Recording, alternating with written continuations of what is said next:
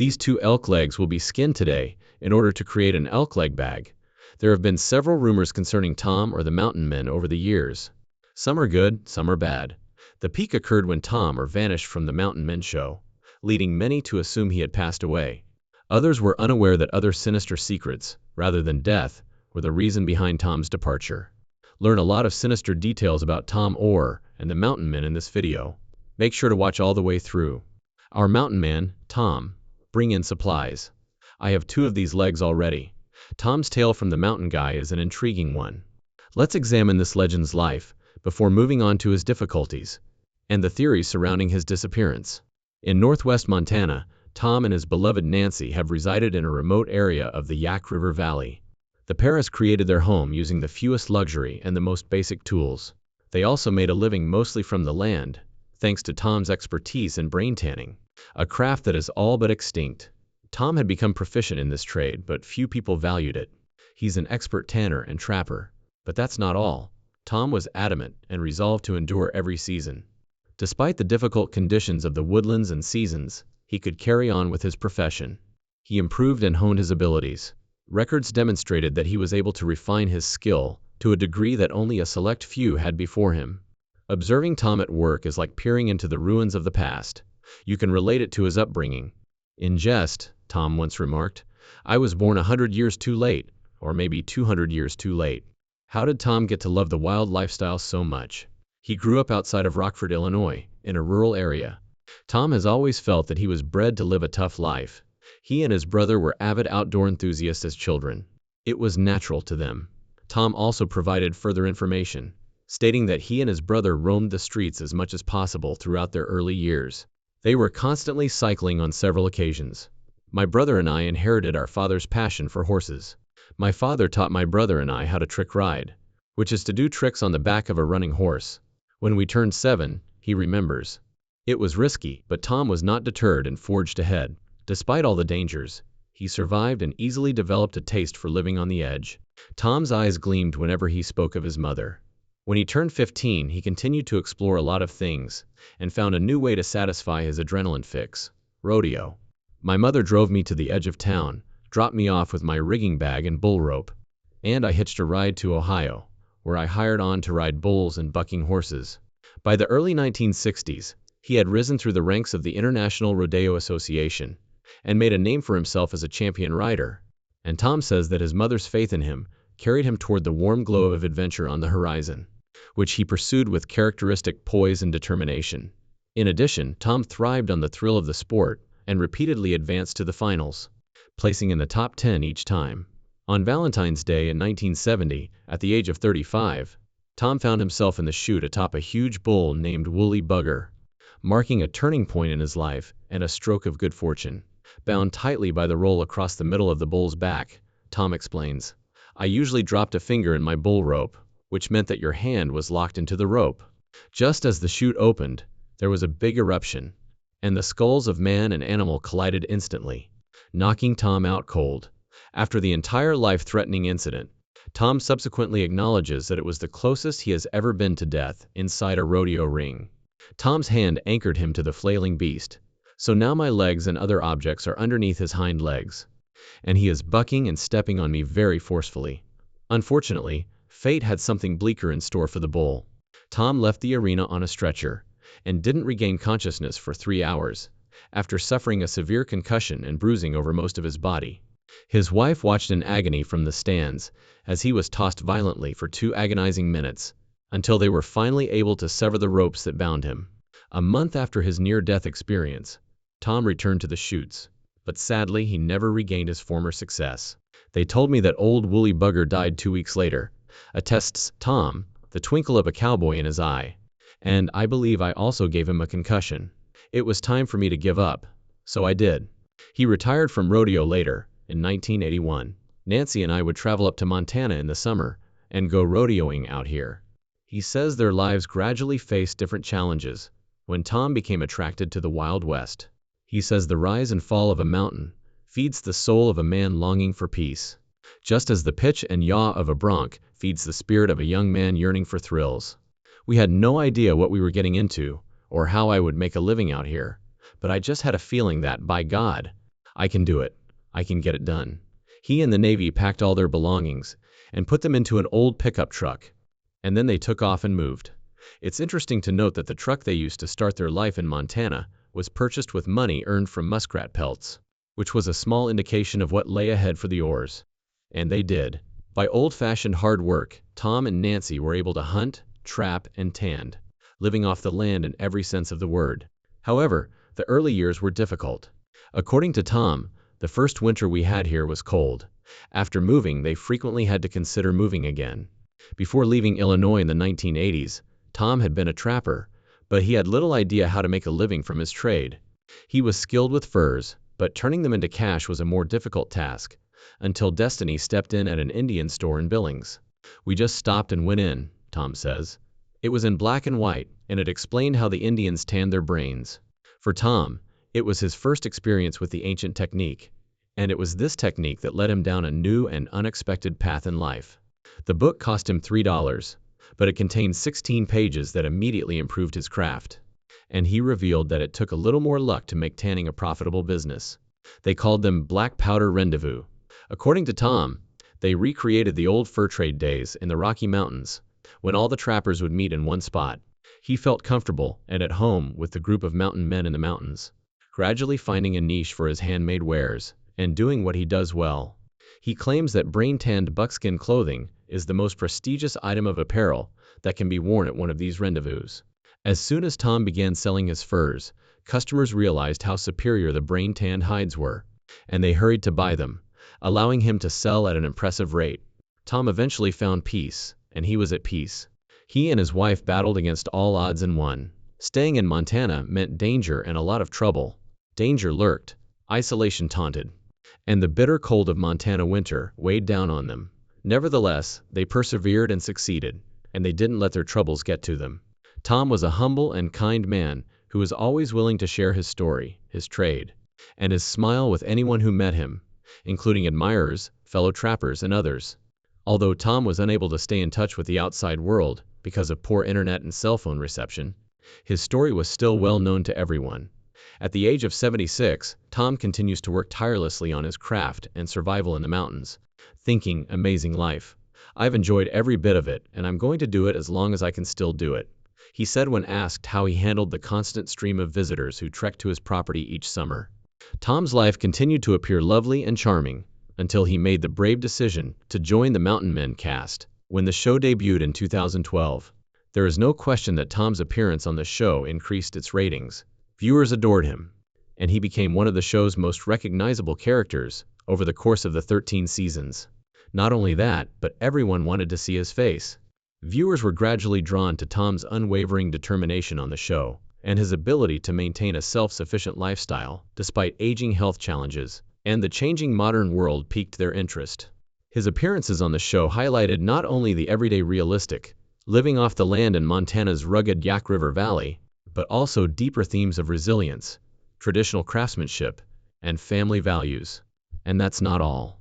Tom's life story, along with that of his wife Nancy and their devoted hunting dogs, represented the unshakable spirit of American frontiersmen, and his business and craftsmanship drew more attention from the public than watching a mountain man on television. Although Tom Orr may not have looked the part, he was a man who loved his craft and made sure to give his customers the best. He became famous for his outstanding handmade buckskin goods, made using traditional brain tanning techniques that are becoming increasingly rare in the modern era. His leatherwork, including his shirts, jackets, moccasins, and bags, earned him respect among other artisans and loyal customers. In addition to selling his wares, Tom and Nancy run a trading post where they interact with locals and tourists, sharing their experiences, hardships, and how they came to be where they are, and they are happy to provide genuine frontier craftsmanship. Tom also spent time teaching traditional wilderness and trapping techniques to the younger generations and enthusiasts. The Disappearance. In the 4th episode of Mountain Men Season 11, Tom Moore, who had lived in the Montana mountains for more than 40 years, finally made the decision to leave his cabin forever. He made sure to pass on the knowledge that could help others. His greatest desire is to see younger generations master the skill. Tom, a former rodeo cowboy who enjoys hard work, had no choice but to take a break after he began to experience serious health issues during the episode. Although he would have loved to continue on the show, he needed to take a break because his health problems persisted for weeks and affected his productivity. His life was completely upended by the news of his declining health. Tom felt that stopping all of his activities would mean his death, but he wasn't prepared to die easily. So he and his wife Nancy made the perilous 80-mile journey into Libby to have the issue examined. Let's take a closer look at Tom's health issues. In Season 11, Episode 4, Heart and Soul, while still a cast member of Mountain Men, Tom woke up from his sleep and was having trouble breathing. Everyone was terrified, and when they noticed the changes, Nancy suggested that they check out the issue, which Tom accepted. She was aware of the seriousness of the situation, but she was not yet prepared to lose her husband. "I've never had any health problems," Tom claimed. "I've always been very healthy all my life." Unfortunately for him, life had other plans, and he went for a checkup and a battery of tests, during which cardiologists found that fluid was accumulating in his lungs and that his heart wasn't working properly. Consequently, they prescribed a medication to strengthen his heart and told him to wear a heart rate monitor to track his condition. The cardiologist wanted Tom to wear a defibrillator vest in case of an emergency, because Tom and NY's cabin was 80 miles from the closest health clinic. In the process, Tom said, "I'll be pushing 80 here pretty soon." He added that he was determined to continue living life to the fullest, and that he was grateful that he had lived a whole life. Later, as he and Nancy head to town, Tom reflects on his life while checking his bobcat traps. After numerous near-death experiences, Tom realized that life was short, and he said, "I mean, we're all going to die sometime, you know, so you might as well try to enjoy what you've got left of it." The fourth episode of the show concludes with Tom and Nancy entering the health clinic in Libby, Montana, to receive Tom's official diagnosis, which would be his difficult moment because it would determine whether his medication was working or if he would need surgery. Nancy later revealed this heart issue, which has given him a completely different perspective on life. She said that their entire routine had changed since Tom's health started to deteriorate, and that, as a married couple, they had to make some adjustments for Tom's benefit. Tom was unable to perform the tasks he had done for decades, but his wife Nancy, who was always supportive, was willing to take over and assist him. But she honestly admitted that she hoped her husband's appointment would be successful, and that they could carry on with their lives as they had been. Unlike other rumors that he had died, Tom's disappearance from the show was due to health issues, and after his disappearance, a lot of people became interested in him. The media outlets were eager to hear from him, and they finally got their chance when Tom had an interview. Tom loved Nancy, and he made it known to everyone for the past 40 years. "Nancy and I are both from Northern Illinois, and knew some people who moved to Troy, Montana," Tom said in response to a question regarding his move to Montana during the interview. "Nancy and I stayed with those folks when we came out here to the rodeo in the summer. At one time in our lives, we decided that most of the rodeoing was done, and that we wanted to relocate to Montana and construct a log home. When we got to Illinois, we purchased a chainsaw so we could use it to build a house. While we were building the house, we lived in a little 2-room log cabin on an acre and a half that we had purchased. We spent 5 years building it. It's been 34 years since we moved here." That's intriguing. But that's not all. Tom also talked candidly about his rodeo experiences. "I guess I was born 150 or 200 years too late," he mentioned. "I always thought about the past and history. I've kind of relived it in a modern way. I've trapped a beaver in the Rocky Mountains. My rodeo career kind of put me in the past, too." Tom found the trappers and traders to be intriguing. He loved being on Mountain Men, and it was clear from his interview that his time there was about more than just money. He also talked about the people he looked up to, including Joe Meek and Jim Bridger. "I don't have a favorite, but those guys were tough, and their journey was amazing." Jediah Smith traveled from street. "It's a lost past, I suppose." Many asked him about his craft, and the interviewer said, "We see you working on TV, but tell me more about your craft." Lewis traveled to the West Coast and into Oregon and Washington to trap beavers, but perhaps he was more interested in exploring. The people who established the fur trade were the ones who settled the West. They were Army scouts who showed the settlers how to cross the mountains. "The things we do are no longer relevant," Tom retorted. "Like the Indians did 200 years ago. I tan animal brain. Any commercial product made now is inferior to brain-tan buckskin. It's a completely different matter. Instead of being leather, it is tanned with an animal's brain, making it resemble cloth. Holding it to your lips allows you to blow through it. Because of this, wearing it is comfortable. Sweat from your body evaporates through it, keeping you cool. Wearing it is an awesome experience. To keep your feet from perspiring, the moccasins breathe. He was also questioned about his exposure to the spotlight. You'll be surprised with his response. I am tanning a pronghorn skin that I have out there. So far, the show hasn't significantly altered who I am. I do receive more orders than I have in the past. Over the past year, I was never able to keep up with all of our business. When we manufacture a buckskin pair of pants or a jacket, everything is hand-sewn. A sewing machine is not something we use. For a lot of folks, becoming famous meant that everything changed. It was different with Tom, though. We typically attend 1 or 2 rendezvous a year, and I work really hard to get buckskin tanned before we go so that I can go to the rendezvous and earn $3,000 or $4,000, he continued. Now that I'm getting paid for the show, which relieves some of the pressure, but I still love to tan. It gives me a sense of accomplishment to see what I can do with my hands. Mountain Men and its cast members from their position at the top of the food chain. Hello. Should we check out the television show? Let's go after watching Tom Moore discuss the Mountain Men. On May 31, 2012, the History Channel debuted the American reality television series Mountain Men. With the exception of Tom, every member of the cast has worked hard to make the program a success. Eustace Conway is one of these individuals. Eustace lives on Turtle Island, a piece of property in North Carolina's Blue Ridge Mountains. He hosts guests there and instructs them in the fundamentals of outdoor survival. Eustace also makes money by harvesting firewood, using antiquated methods. Many individuals became even more devoted to the show after seeing his scenes. When he had to battle a lean that threatened his farm, his popularity increased.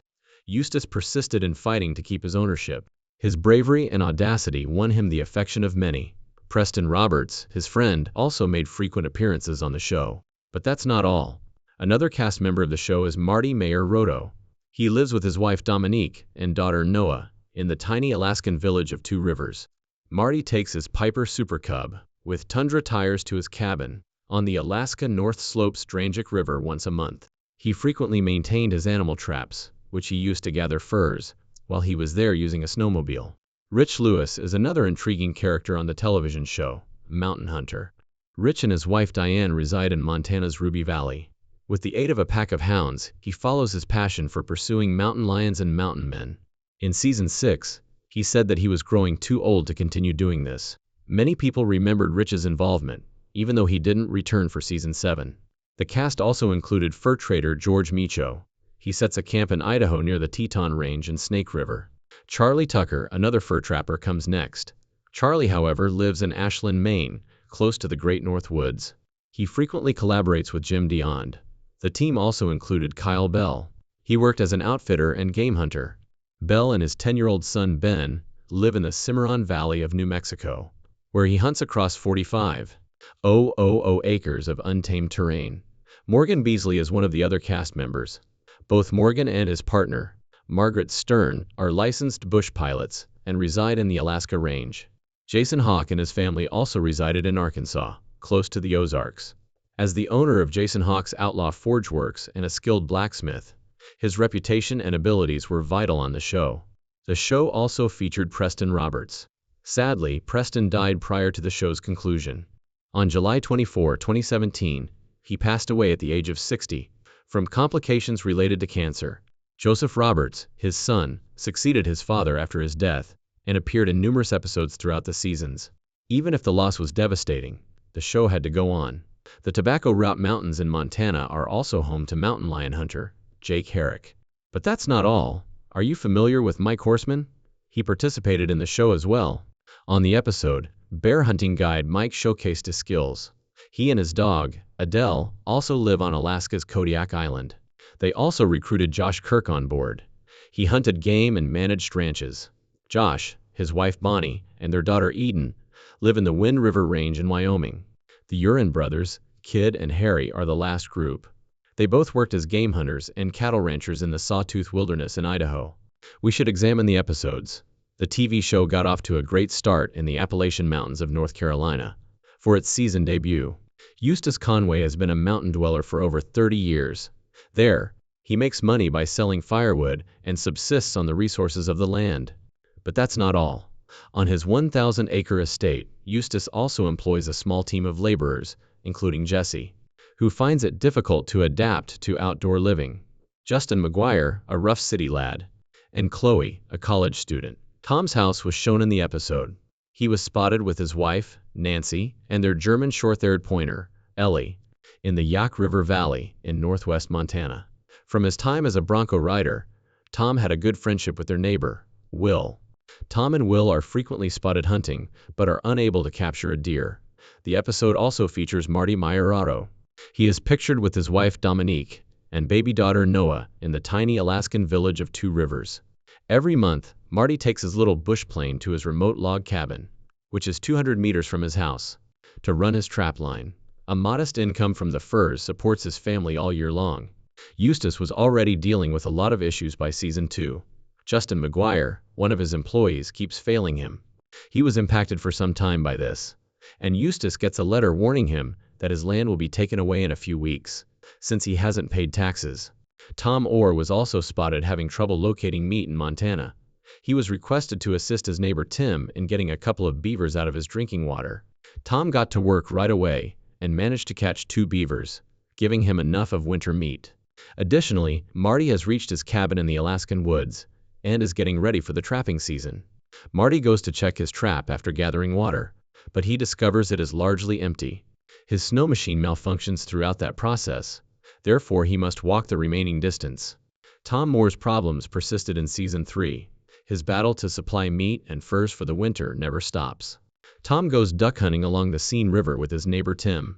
Eustace is also observed in North Carolina, having difficulty managing his issues. The lien was still a problem on his 1,000-acre estate. Eustace was forced to terminate Justin after he had been performing poorly and arguing with everyone at Turtle Island for weeks. When Marty fixes his snow machine's broken engine later in Alaska, he breaks his steering column and has to go back to the lodge to fix it. Marty nearly survives the flight home to his wife and young daughter Noah to attend her ballet performance in season 4 of the television show. Additionally, Key, Tom's daughter, wants Tom and his wife Nancy to retire to Florida. Tom receives an invitation from Jack, his brother, to come see his horse ranch in Idaho. They went hunting after driving a mountain lion away. Eustace was observed getting a cold during that season. He sweated in his homemade sweat lodge and rewarded himself with tea brewed from yellow root. After recovering, he assisted Preston in delivering firewood, so that money might be raised to settle the debt on his land. In order to acquire winter meat and defend himself from impending predators, Tom Moore put his work on hold as the show reached season 5. He then brought in a former employee of Turtle Island to take over and safeguard the island's most precious asset. In an effort to meet his fur deadline, Marty Maiorado fights against time and nature. The event went on and began to get more and more attention. After seeing this, how do you feel about Tom Moore's disappearance? How do you feel about the mountain? What caught your attention the most? Post your opinions in the comments section. Please like, share, and subscribe to this channel if you liked this video. Watch the other videos on your screen before you leave.